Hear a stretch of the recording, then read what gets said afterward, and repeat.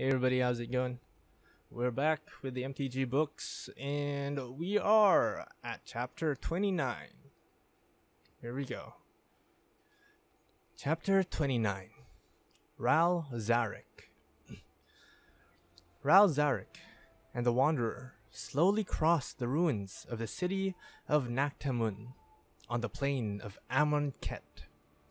They saw no people, no Eternals, no remains, only ash and fallen stone, crumbling pyramids and broken obelisks. Had a single building been left intact and standing? Bolus did this. This is what he had in store for Ravnica. If he had beaten us, if he had won. Feeling a brief wave of relief, or maybe gratitude, Ral turned his mind back to the task at hand. The hunt for Bolus's minion Tezzeret. Anything? From under her hat, the Wanderer said, "I think we're headed in the right direction, but I need to find the exact spot from which Tezzeret planeswalked away." "Then you passed it," a third voice said. They turned to look. It was Samut, the planeswalking warrior of Amonkhet. She said, "I can show you. Follow me." She turned and climbed over a block of sandstone. They followed. "How'd you find us?" Ral asked as he climbed up behind her. "Hazoret, the god survivor, sensed your arrival and your intent. She sent me to guide you." She climbed over more crumbling stone with Ral and the Wanderer close at heel. Placing one foot wrong, he turned his ankle slightly, and the weight of the accumulator on his back nearly threw him off balance. He corrected quickly and cinched the device tighter. He had a battle to fight, and he couldn't risk being off balance for a moment. The Wanderer hadn't been too far off course.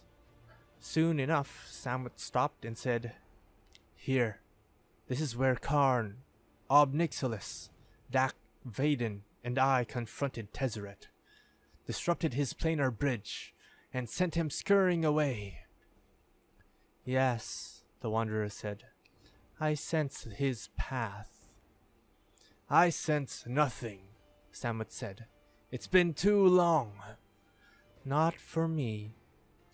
"How is that?" Samut asked, or rather, demanded. The Wanderer said nothing. "It's a fair question," Ral said. "I'm putting my cause, perhaps my life, in your hands. That's a significant amount of trust for a man like me to offer up without some reciprocation." She sighed heavily, or at least he presumed that she sighed. He could never see her mouth move as she kept her face carefully hidden behind her hair or her hat, or both. "It is my nature," she finally said. "My nature, my gift, my curse. You are both planeswalkers, except perhaps for the first time you walked. It is a choice you make to travel between planes. I am the Wanderer. For me, planeswalking is my natural state. You choose to leave, but I must choose to stay." "I don't understand," Samut said. "In order to planeswalk, you must decide to do so," the Wanderer said, her voice growing impatient. "In order for me not to planeswalk, I must choose not to. In order for me to remain on any one plane, I have to concentrate on not planeswalking." "Even now?" Samut asked, stunned. "Even now. I am expending some effort in order to remain here with you. It's nothing heroic, nothing I'm not used to, but if I lose focus on this world for even a moment, I am gone." Ral stared at her, longing to meet her hidden eyes and see what secrets they might hold. The ramifications of her existence were astounding, and not a little horrifying. "How do you sleep?" he asked. "All I know for sure is that I wake up on a different plane every time." Wow, was all he could say. Samet was slightly more coherent. And all this planeswalking, doesn't it exhaust you? No, not physically, that is. It is considerably more draining for me to attempt to stay in one place for any period of time. So, yesterday, Ral said, when the immortal sun was in play, it was an odd sensation. I didn't have to work to stay. The sun held me on Ravnica, whether I wanted to be there or not, but I felt vaguely nauseated all day. Fortunately, the battle provided some distraction. I absorbed kinetic energy, and that helped settle my stomach. Wow, he said again. He knew he must sound like an idiot, but no other words seemed appropriate. In any case, my condition makes me uniquely attuned to the blind eternities. I feel every ripple across it, and I can sense a planeswalker's path for far longer than either of you. Far longer than any typical planeswalker. Is there really such a thing, Samet whispered, almost to herself, as a typical planeswalker? To me, there is, said the Wanderer. To me, you are all of a piece. All of you except Tezzeret. The technology, the planar bridge technology specifically that he has built into his person makes his trail even more unique, obvious, and long-lasting than the rest of your lot. Moreover, as you said, the bridge is damaged, leaking.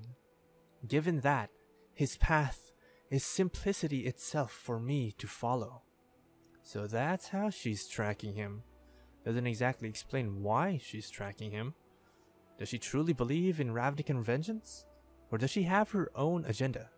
What history does she share with Tezzeret? Will I be forced to compete with her for the kill? I am locked on his path now, she said, turning toward Ral. He could almost see her face. It was almost tantalizing. Are you ready? She asked. Truthfully, they had only arrived in Amonkhet 20 minutes or so ago. Planeswalking again this soon would weary him. And what were the odds that their next stop would be Tezzeret's final destination? But the idea of getting on with it also had its appeal. He turned to Samet and thanked her and her deity for their help. She bowed her head in acknowledgement. Then he nodded to the planeswalker. She planeswalked away, and like any typical planeswalker, Ral Zarek followed her lead and her trail, leaving Samet, Nactamum, and Amonkhet behind.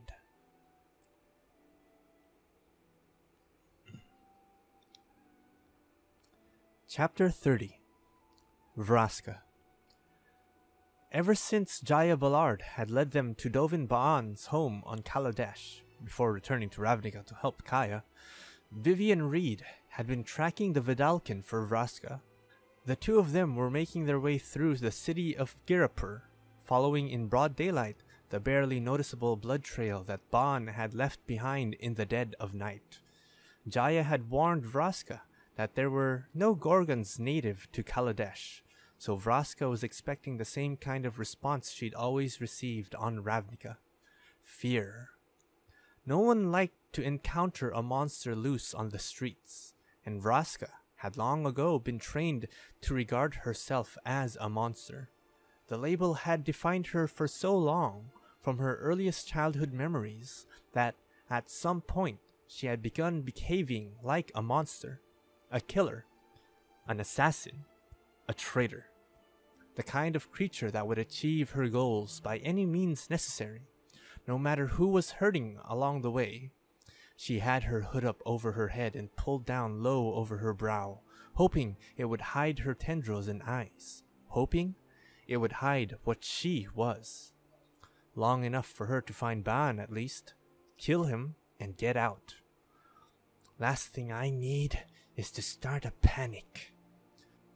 Focused as she was on these bitter thoughts, she nearly tripped over a young girl of maybe 7 or 8 years, who was playing some version of Kanala, a game of marbles and chalk, on the ground. Vraska had clear memories of playing Kanala as a small Gorgon, though she had more memories of her exclusion from the pastime, even by her own Golgari peers, especially by the Devkarin elves and human, who had been taught their superiority to all other members of the swarm on their mother's knees, if not in their mother's wombs. The crouching girl, a glass shooter of swirling blue trapped between two fingers, looked up at Vraska with big brown eyes. Immediately, Vraska realized that from the girl's low angle, she could see right up into Vraska's hood. Any second, she would see what Vraska was and scream.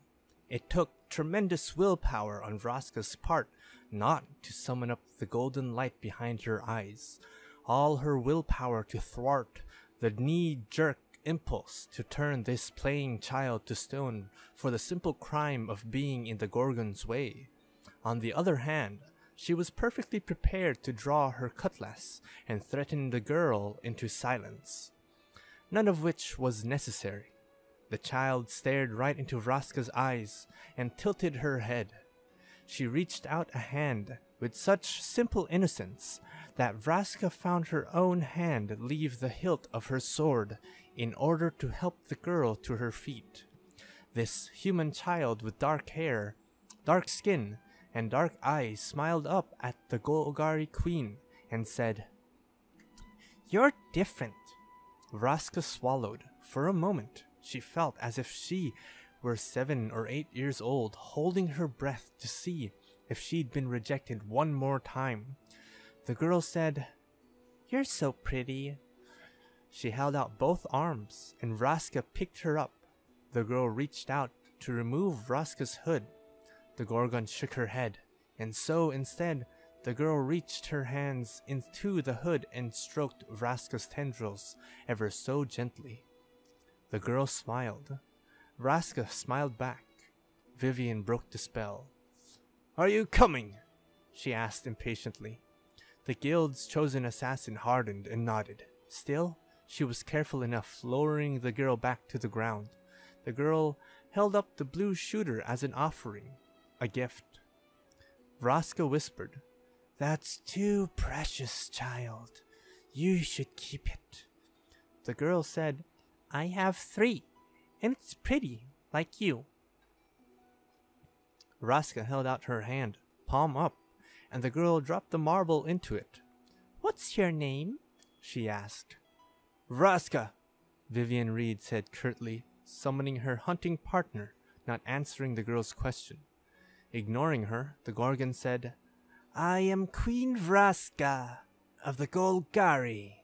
What is your name, child?" "If you're a queen, can I be your princess?" "Yes. Yes, please." "Then I am Princess Aisha." "It is lovely to meet you, Princess Aisha." The girl giggled. "I have to go now," the queen said. The princess nodded. "Goodbye, princess." "Goodbye, queen." Vraska moved on, risking one last glance over her shoulder. Princess Aisha was already crouching over her Kanala circle, or whatever they called it here, with another blue marble. Taking aim, Vraska was already a memory, or maybe already forgotten. Still, the Gorgon found herself smiling. She came up alongside Vivian, who eyed her sardonically. Making friends. Vraska felt suddenly invulnerable to any such cynicism. "Yes," she said. "That was Princess Aisha. We have sworn eternal loyalty to each other." "Is there such a thing?" "For at least a few minutes more, I will choose to believe there is." Vraska held up the blue marble. "See? She gave me her pledge." She almost smirked, still following the scattered drops of blood. Vivian turned the corner. Vraska slipped the marble into her jacket pocket, then patted it to make sure it was secure. She stayed even with Vivian, but her mind was still on Aisha. She wasn't fooling herself. The child was innocent, open. Not everyone on Kaladesh would have reacted as this princess had. Still, it was another taste of life free of Ravnican prejudice. She had had this on Ixalan, where she was a respected ship captain. "All right, fine. It was a pirate ship, but piracy's a respectable trade on Ixalan." She and Jace had been happy there. Maybe happier than Vraska had ever been in her entire life. She thought about returning to Ixalan with him, or the two of them exploring Vryn together, or going just about anywhere in the multiverse, as long as it was not Ravnica and with him. She could never be free on Ravnica. Even as a queen, she would always be the monster there, the assassin, the killer. "Isn't this hunt ample evidence of that?" Vivian stopped at the edge of a river. She grasped her bow and nocked an arrow. Vraska stayed her hand. "What are you doing? Who are you shooting at?" "In a way, Dovin Bond." Shaking Vraska off, she let the arrow fly. With a dull thud, it struck the ground on the opposite bank. A glowing green spirit wolf emerged from the arrow and immediately began sniffing and snuffling among the wild flowers on the far shore. It stopped and raised its head to howl, a soundless howl that still told the story. There was a footbridge 50 yards upriver. They crossed and made their way back along the riverside. The spirit beast was just fading away when they arrived. Vivian pulled the arrow from the ground and used it to point at another drop of Dovin's blood near some trampled weeds. She said, "He crossed the river here last night. This way." And they walked on, into the countryside. They then doubled back toward town. Then they zigzagged for 20 minutes. Then Vivian stopped. She looked around. She studied the turf, the vegetation, the stones. She shook her head. "There's no further evidence or sign of Bond. I'm fairly certain he must have planeswalked from this spot." "Fairly certain?" "Certain, then. And it's been too long to follow his aether trail. At least, too long for me." She looked at Vraska, who shrugged silently, acknowledging that she could do no better.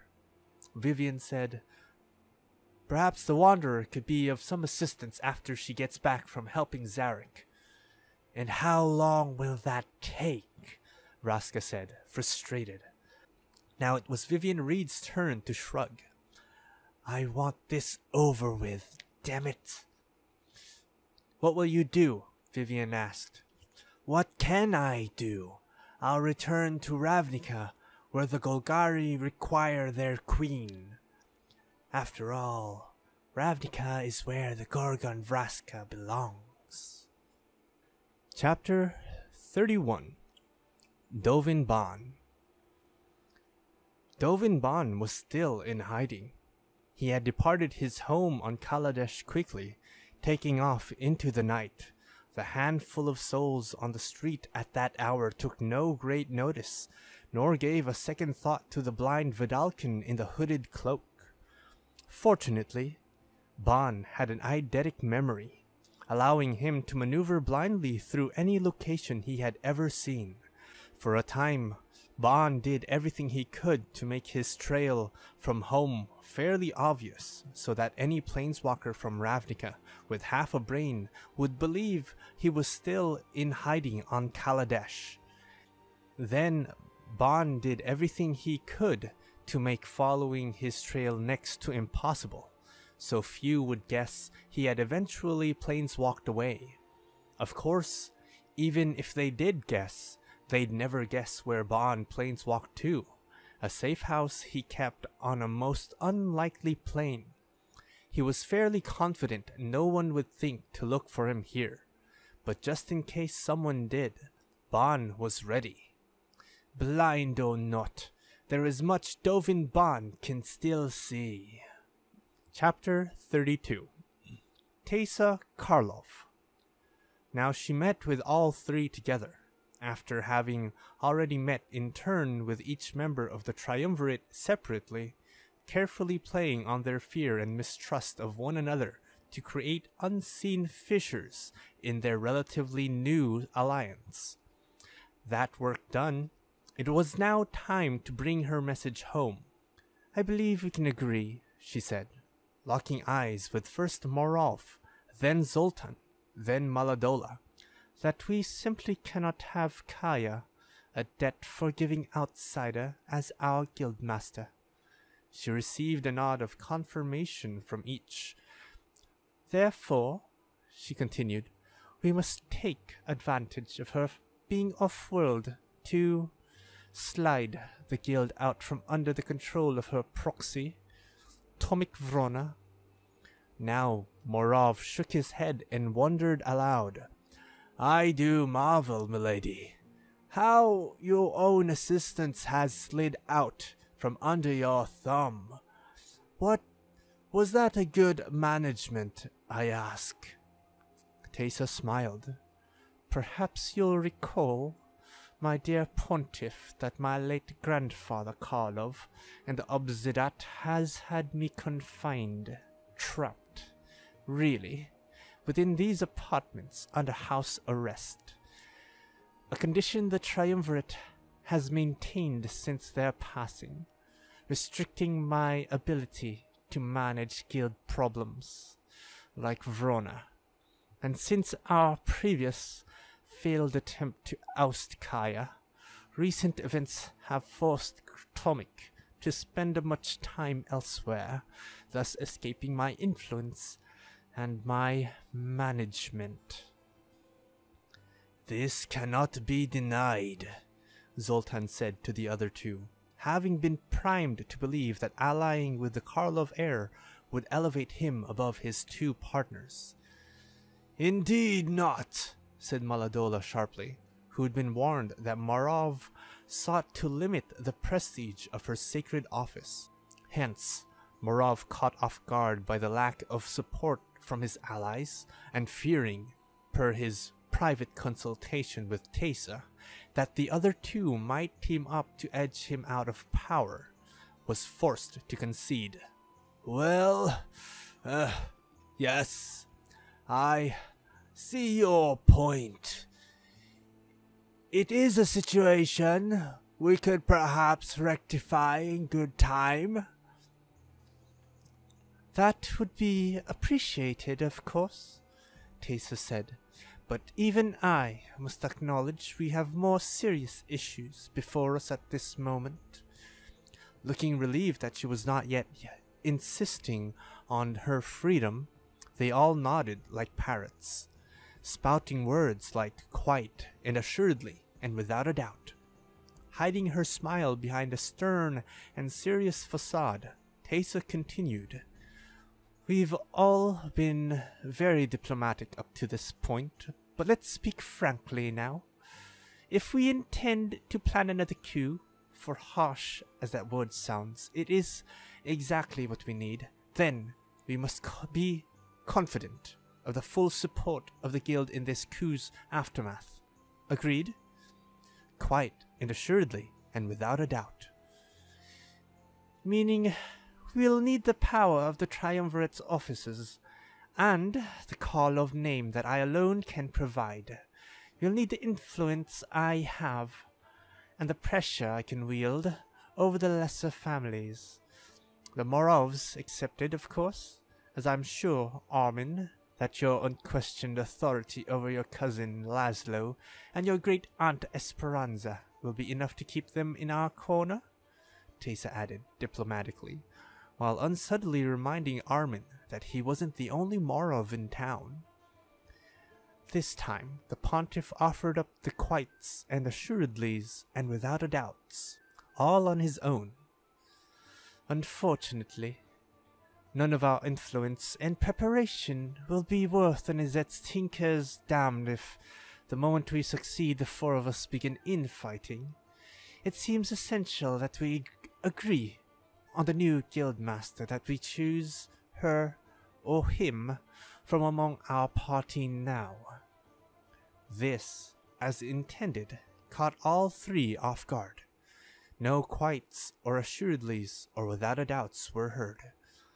Let me start by removing myself from consideration. All I want for my cooperation in this endeavor is a legal and binding magical guarantee of my freedom, to be signed here and now, in this room today. I do not believe that is an unreasonable request. Relieved that they wouldn't have to fight Teysa Karlov for guild mastery, the quiets and assuredlys, and without a doubt, returned in full force. I appreciate your indulgence truly. You'll find the documents are prepared and ready on that table. Teysa snapped her fingers, and 4 identical scrolls magically unrolled, while 4 identical pens magically dipped themselves in 4 identical inkwells, and then hovered in the air, waiting. It was a flourish of unnecessary magical nonsense, designed to maintain the great triumvirate's sense of their own illustrious importance, while simultaneously maintaining the momentum of her play and her ploy. It worked. Ever the dashing gentleman, the vampire rose first and signed. Not to be outdone, the angel followed suit. Morov seemed slightly more reluctant, and Teysa briefly wondered if she had overplayed her hand with him. But it soon became clear that his reluctance had more to do with the effort it would take to launch himself out of his soft cushioned chair than any other more pertinent scruple. So Teysa set a good example by milking the need for her cane as she hobbled over to sign her scroll. Morov demonstrating how much more vibrant he was than the young seeming Karlov heir, groaned like the old man he was, and pushed himself onto his feet, strode to the table, and signed with his unwithered hand. Good.